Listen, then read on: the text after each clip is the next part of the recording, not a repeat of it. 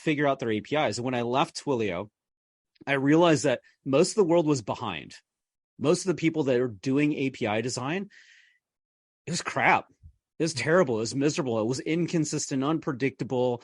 It wasn't versioned well. There are all these issues.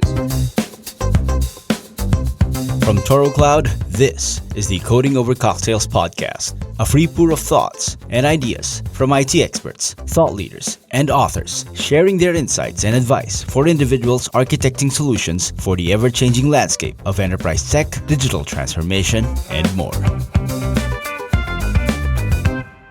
Welcome to episode 78 of Coding Over Cocktails. My name is David Brown. Our guest for today serves as the product team of ngrok, helping teams launch their systems faster and easier than ever before. Previously, he served on the product team at Okta, working on identity and authentication APIs. He was also an early developer evangelist at Twilio and worked to answer the ultimate geek question at the Library of Congress. His underlying goal is to get good technology in the hands of good people and do great things. In his spare time, he writes at CassieSoftware.com and shares his experience of a lifestyle change living amongst the trees. He is also the co-author of A Practical Approach to API Design. Joining us today for a round of cocktails is Keith Cassie. Hi, Keith. Great to have you on the show.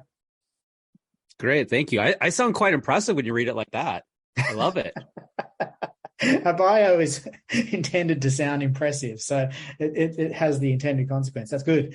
And it should do as well. You have amazing experience and a great new role at ngrok, and I want to talk to you about your book as well. So let's first of all start talking about your role at ngrok. It's a fairly recent thing, right? Yeah, I guess I've been there about 11 months now. So yeah, relatively recent. Yeah. And what is your role? You're evangelizing the product and educating the market? Yeah, so I'm on the go-to-market team. As of this moment, I'm a third of the overall marketing team. And really my entire job there is to be able to show people what to do, how to do it, why it's important, those sorts of things, and then amplify people doing good things. Most people, if they're familiar with ngrok at all, it's because they use us to connect their webhooks from the Twilios, from the Slacks, from Salesforce, whatever, down into their local environment. And we do that. We do that really well. But that's really just only the beginning. If you start layering in things like OAuth 2.0, you could do that in, I think it takes 12 characters to enable Google as your OAuth provider. You could do IP restrictions. You could start doing webhook verification. You could do so much more stuff that, frankly, people aren't aware of yet. And so it's my job to go out and talk about it. Well, that's a good point, because I think myself included was very familiar with ngrok as that solution to get something which is publicly web-based, connecting to your local computer. For an example, at Toro, we have a desktop application which has a server runtime. So if you wanted to, publish that on make it publicly available, you can use ngrok to do that. So tell me about some of these other features. You mentioned OAuth, for example, was it 12 lines or 12 characters? Tell me a bit more about that. That sounds interesting. Yeah, so we really set it up. Well, one of the things we realized is that opening up your local environment can be scary. In fact, it's often terrifying, especially like to security, IT, compliance folks. They freak out at that. So one of the first things we want to do is be able to put some restrictions in place. So we added things like IP restrictions to be able to say, no, only this IP range or this particular IP address can access my stuff. So that comes in really useful for like IoT devices and use cases. We have a lot of people that use ngrok to put their Raspberry Pi online. But once you start with that simple thing, you need to start thinking about, instead of where they're connecting from, you need to think about who's connecting. And who's connecting ends up being a much more powerful lever to pull. And so we implemented a simple OAuth 2.0 consumer. It's a reliant party, if you want to speak in those terms. And so you basically say OAuth --OAuth equals Google. And then what happens is when you hit the ngrok tunnel like you normally would, just the URL, you hit that URL, it detects, you have OAuth, or Google is your OAuth provider, redirects you to Google. You go through that authentication flow, and you come back with that access token that Google's granted you.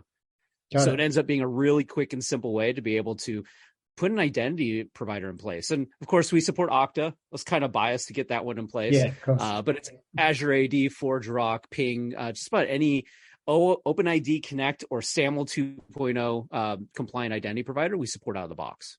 Fantastic. You mentioned a couple of other things which people may not be familiar with. Do you want to run us through those briefly?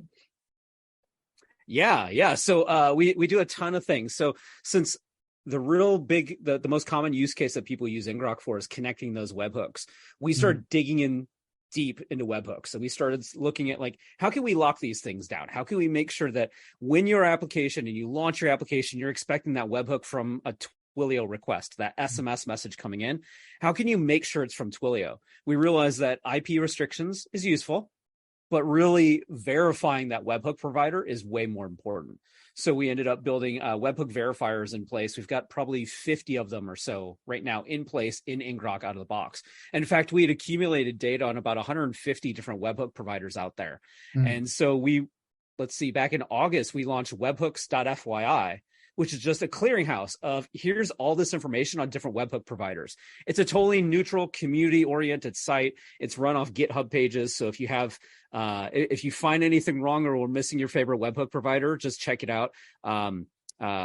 Do a pull request, add it to the list. We're totally unbiased there. We really want to make sure that this is a definitive source for figuring out how to use webhooks, how to integrate webhooks. If you're a provider and you're considering building webhooks, here's what the entire ecosystem is doing. So you can decide which capabilities you want to blend in with. Like, do you want to look more like Twilio and their approach, or do you want to look more like Slack and their approach? That sounds like a really good resource. What was the name of that again? Webhooks.fyi. .fyi. Okay. Yeah, it's a great resource. We've gotten some great attraction out of it. People love it so far. We're happy about that. I'm looking at it right now. So you mentioned that you added, for example, with webhooks, you want to authenticate that the request is coming from the provider itself, and so you've done that with a bunch of providers, for example, Twilio. So how are you, authenticating that the request came from Twilio? Yeah, so most webhook providers provide some sort of hash in the header itself on the request. Yes. And so you can go ahead and you can pull out the hash, and then we do that on our side. So the way ngrok works is when you have the local agent running on your machine, you use that to open a tunnel to our cloud.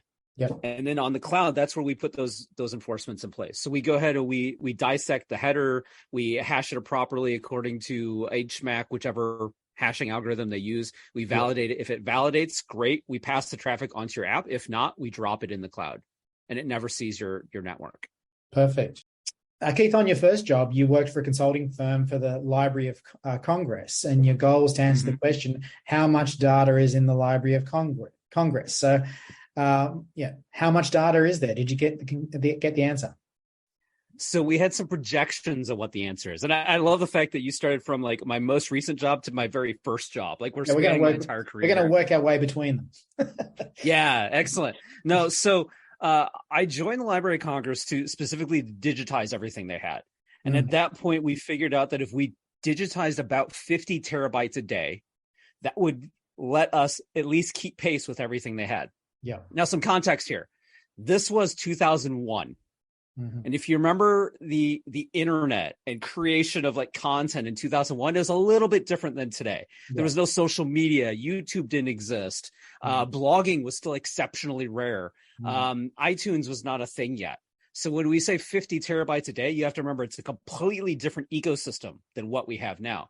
But the wild thing about that is that did not address the 225 years of American history up to that point. Because in the States, according to copyright law, when you copyright something, you're supposed to send 2 physical copies of it to the Library of Congress. So in theory, anything that's ever been copyrighted in the States is on file at the Library of Congress. Now, realistically, it's not available. A lot of it is sitting in boxes and warehouses, but they were working to change that.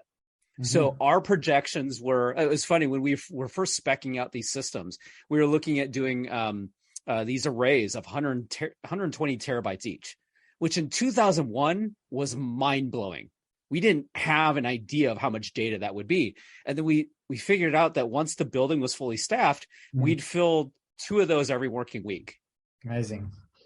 And we're like, oh, we need to plan bigger. Like we need to do more stuff with that. But there were like 2 really cool aspects that came out of that. One, when you're working with a library, you're not just thinking about how do I make this data available today? We're thinking, how do we make this file format that we're storing things in readable to people in 10, 20, 50, 100 years, when the tooling that we have today is long gone? So if you think about like lossless codecs, if you think about JPEG and GIF and all these things, 100 years from now, people still will be arguing over how to pronounce GIF, but at the same time, we may not have readers for it. Mm-hmm. So how do we store these bytes in a way that 100 years from now, people can make sense of it? So that was one really cool, exciting aspect. The other one, and this actually led into like kind of shaped the rest of my career, was the library. There's no feasible way they could digitize everything themselves. They just did not have the staff. They didn't have the equipment.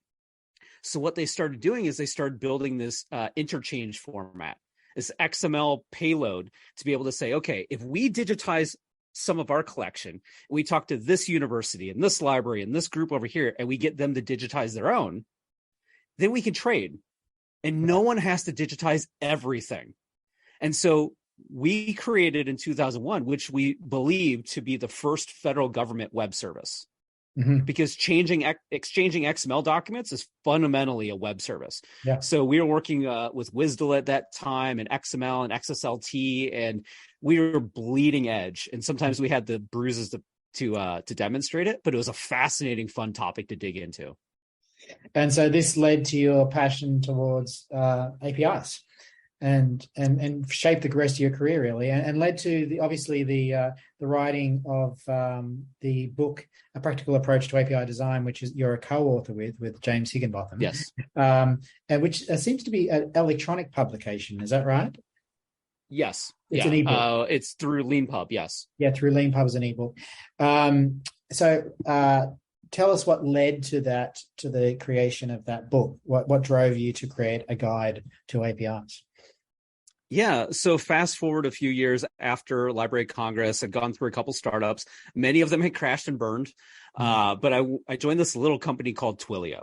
Mm-hmm. And I say little because when I interviewed, there were about 12 or 15 people total, the entire company. When I joined up, I was number 18 or 20, somewhere right in there, which is a wild place to be. But one of the things that Twilio did better than anybody else, and a lot earlier than most other people, was their API design. Making sure that it was consistent, that it was understandable, that it was logical, that it was predictable, so that a lesson learned in this portion of the API could apply to that portion of the API just as easily. And I spent a lot of time helping people sort of figure out their APIs. And when I left Twilio, I realized that most of the world was behind. Most of the people that are doing API design, it was crap. It was terrible. It was miserable. It was inconsistent, unpredictable. It wasn't versioned well. There are all these issues. So I realized pretty quickly that I was in a special place. I had a special understanding that most people didn't. So partnered up with James through a mutual connection. We decided to just document what we were seeing and what we were detecting as the best practices, and sort of surveying what was out there, and at the same time trying to provide some direction on where people could go with it. Yeah, so you've written also about design smells, which is, as the name implies, something's not quite right. So what are the design smells that you've discovered, those things where you said most people suck at it?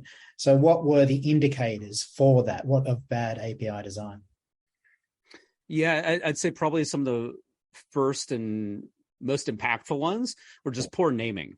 You know, and it's what's the saying in computer science? There's two big problems: naming things, cache invalidation, and off by one errors. Like, these are the kind of things that just completely screw up an API. They make it really hard to understand, really hard to make sense of, to normalize things. And really, that next step is the consistency aspect. One of the most powerful things about REST API specifically is how we interact with them. Having a stock set of HTTP verbs, having a stock set of response codes means that the understanding that I get in this API, the understanding I get in the Twilio API, I can bring over to the Slack API and apply it. we need to think about that within our API itself, so that if we have a set of endpoints in our API and we interact with it this way over here, when we go to a different part of the API, we need to make sure those exact same designs, those exact same principles are throughout.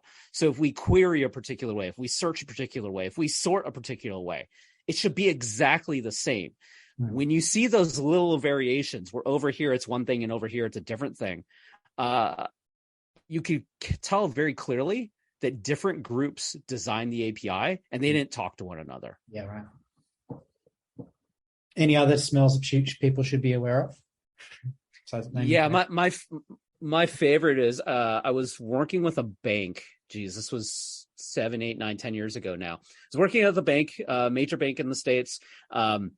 And they're going through that normalization process. They're trying to figure out how do we make sure that somebody has understanding over here in this API and they can apply it over there. And I'll never forget interest rate. So one department called it int rate, INTRATE. Very simple. Another one called it interest rate. And they used, was it snake case, where it's the underscore in between the words, all lowercase. Another one was we used camel case, and somebody else used prefixes. So they were irate. All right. And it was just great because I was like, they were getting so frustrated at each other. I'm like, yes, they were very irate with each other. And that was at the naming thing, but then also the data representation, it ended up being a big problem also. So when you and I think about interest rates, we probably think of the actual percentage. You know, you your mortgage and you say, oh, it's 5.5%. So we think 5.5, and we just naturally round it off to, you know, not a whole number, but a number. Some departments thought of it as a percentage, or a decimal. So they represented 5.5 as 0.055. And still others thought of it as basis points. And basis points are 100th of a percent. So 5.5% or 0.055 was represented as 550, right, when it's in basis points. So now when you're trying to apply for a car loan, and you're pulling interest rate from here versus here, you need to understand, well, wait a minute, should I divide by 100 or multiply by 100? And those turn into wildly different interest rates, if you hadn't guessed by now. Of course. Yeah. So I would always say understanding naming conventions, understanding how the data is stored, how it's represented, how it's transferred throughout the system is a really easy place that it's easy to screw up, and it's hard to realize it until it starts biting you. You were talking about writing part 2 of the Design Smells article. What sort of things would you incorporate in part 2? Yeah, so one of the things I saw at Okta, I launched their API security product, is fundamentally OAuth as a service. And so one of the big problems I've seen with this, and that I'm probably going to include the next one, is about authentication, of making sure how are people thinking about authentication? Is it header based? Is it tokens? Is it URL extension, like the parameters on the URL? And then once you get past authentication, how are they thinking about authorization? So is it just simply you have access or you don't? Do you have fine-grained access? How is that represented in terms of the API? I was recently playing with the Zoom API. The Zoom API is exceptionally well done. I was very pleasantly surprised. It's OAuth 2.0, which is a particular surprise, but then their fine-grained authorization through the scopes is fantastic. I was able to get started and be able to grant really fine-grained access to my applications in no time. So I think those are two big things. And then I'll probably attack webhooks. Webhooks are my current fascination with, webhooks.fyi and how people are representing it. And it's frustrating right now how many organizations don't put any sort of authentication or even verification on their webhook. So you get this request that claims to be from the provider, and you don't know. It's more common than it is not. I would think that you don't get that hash in the header to authenticate the request. It's surprising. Speaking of which, you did mention that back when you started in with Twilio, I think it was around 2011, that they were doing API design particularly well, and you realized that most people suck at it. We're 10 years since then. So how what evolution have you seen in the, not only clearly the adoption of APIs has been astronomical, but in terms of the design and implementation and trends, what have you seen since then? What have you observed? So I think the tooling is magnitudes better. It's some of it's frankly wonderful. Some of it still needs some work. Some of the specifications, like Open API spec, is great. You could do a lot of things and express a lot of things with it. And then you start getting into the tooling that can actually consume Open API and to generate SDKs or generate portals. I think that's come a long way, and I love those aspects of it. And I love the fact that as we're normalizing around a couple different standards, the creativity that goes with that. I'd say probably the gap is we have more and more tooling that is frameworks for quickly generating APIs. So I was working with a group probably about a year or so ago, and they said, oh, well, our framework, we just tag the methods we want open, and then our framework will go ahead and generate all the endpoints for this. And I said, okay, well, that's great. That will get you a rough draft of things, but you really need to apply some design on top of it. If we think back to being like a web designer, there was that era of time that every website was bootstrap, right? You remember that time, and every website looked exactly the same. It had the same navigation, the same everything. Yeah, it drove designers up a wall. Now it got rid of the worst stuff. Like the bottom level of like, this is a terrible website design. A lot of that stuff disappeared because the minimum viable design was a lot better. But at the same time, it wasn't really a design. It was just the default scaffolding. Yeah. And so I think right now, the problem that we have in the API space is we have a lot of people using that default scaffolding and then shipping it. And it's really not a design. It's probably not terrible, which is a good sign, but it's not well thought through. And when you're talking about that, give me a specific. Are you talking about, like, for example, you mentioned with Zoom that you could have authorization on the scope of the API. So what sort of things are you looking for, taking from a machine generated scaffold to actually implementing some design considerations? What would be the leap between the two? So I really think of it as a ingredients versus a recipe. So if you are tagging individual methods within your controllers and opening those up to the world, you've got some really good ingredients. But a recipe is when you start putting them together in a particular order and you start accomplishing something with it. So I was like thinking of a really well-designed API supports some workflows. It says, do A, do B, do C. Now you've got the result you want. And so it's really that beginning to end. And to do that well, you need to understand the use cases. You need to understand what's your API good at? What are people using it for? How are people using it? What's the context or the situation that they're using it in? Now that you know that, then you can sort of optimize for that or build a happy path that takes advantage of all those capabilities, like very sequentially, very simply, and you can make a wonderful recipe out of it. Obviously you need to talk to the consumers of your API to understand those things as well. What are you finding? You mentioned, for example, Open API. One of the frustrations I have is, whilst that specification has been around for a number of years now, very few companies actually publish an Open API specification. You might be lucky to get a Postman collection, for example, but if you want to consume and scaffold their API with machine generation services, getting one is difficult often. What sort of frustrations do you experience with, and I'm talking about, the largest companies publishing some of the largest APIs in the world, still fail to do the basics, as I see it, in terms of making their API discoverable. What sort of frustrations do you experience?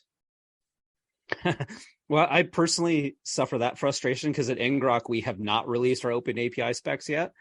We've got some rough drafts that we've flowed past some people, but we haven't formally released anything yet. But yeah, I'd say that's probably the single biggest problem, is that most organizations believe if they have a developer portal or a relatively simple documentation site, that's sufficient. And for a lot of people, that is. But sort of, if you don't have the capabilities, if you don't have the tooling, or I think the best way to phrase it, if you don't have things in a way that people want to consume, they're just not going to adopt it. They're not going to consume it. And so in some cases, that's going to need just simple documentation. In other ways, that's going to need documentation and SDKs in a particular language. Some cases, it might need SDKs in a framework. I actually wrote about, about a year or so ago, I wrote about developer experience as a way of growing total addressable market. And I said, there are people who all they need are docs. Like if you give them a doc that's roughly correct, they'll figure out the rest. If you give them a doc that's detailed, it gives you, here's the request format, here's the payload, here's everything. You'll have a bigger audience that'll be successful with it. If you then give SDKs, they'll have a bigger audience. You give framework SDKs instead of just language SDKs. Now you have a bigger audience. If you start thinking about like a WordPress plugin, or you start thinking about no-code, low-code integrations like Zapier or Tray or somebody like that, you have even more adoption. So I think we really need to understand what's the audience we're targeting. If we're targeting the pinnacle of developers that, you give them Emacs and a power source and they'll figure out the rest. Yeah. That may work, but there's like 5 of those guys. Right. We need to think about what's the audience size. Who wants to use our API? Who do we want to use our API? How do they do it? What do they need? And then solve the problem for them instead of who we suspect might want it at some point. I want to finish up on one of your underlying goals, which is to get good technology into the hands of good people to do great things. Yes. First of all, where did this goal come from? Yeah, that sounds very aspirational and stuff, doesn't it? It does.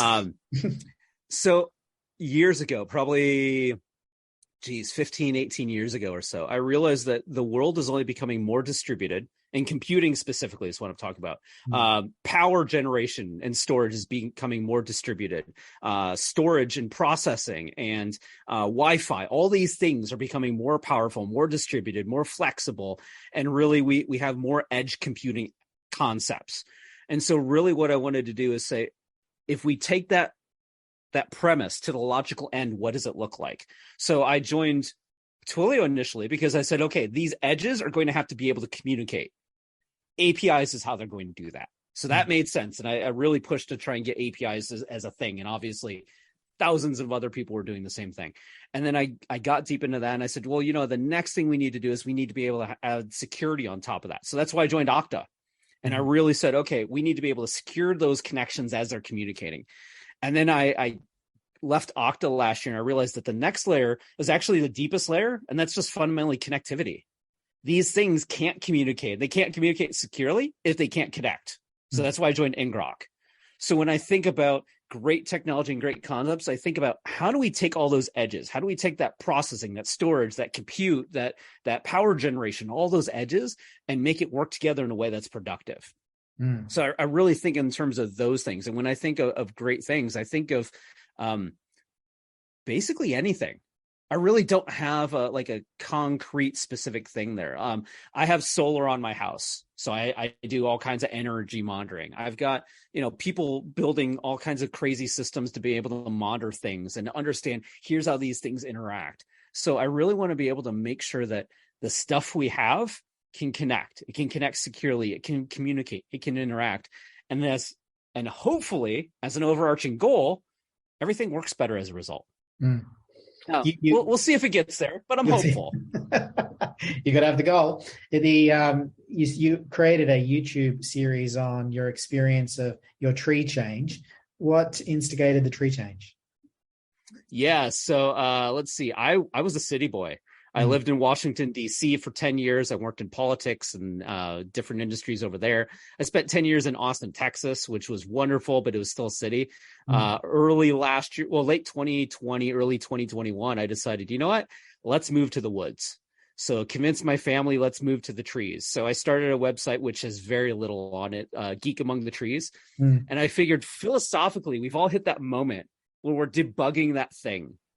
We're pounding our head in the wall. We're so frustrated. We're angry about it. And we want to take our computer and throw it out the window and go live in the trees. Yeah. So I decided to kind of do that. But what it's really taught me is that when I got out here, I realized I had no skills whatsoever that actually translated to keeping somebody alive.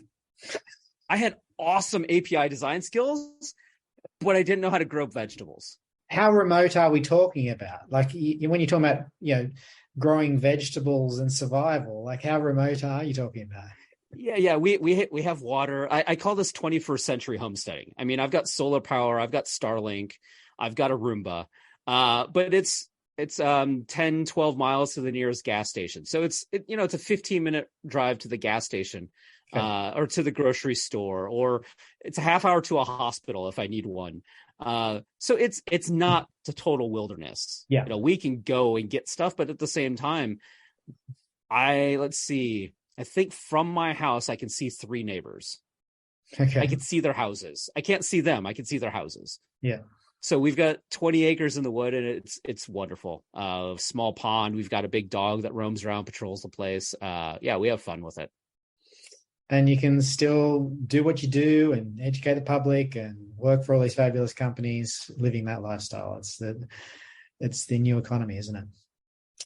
Yeah. And frankly, it's fantastic. Starlink just opened up new worlds to us. Yeah, right. Keith, thanks so much for your time today. For the listeners of our program, how can they follow you on your channels? What's the best channel? You mentioned a couple. Maybe you could reiterate those.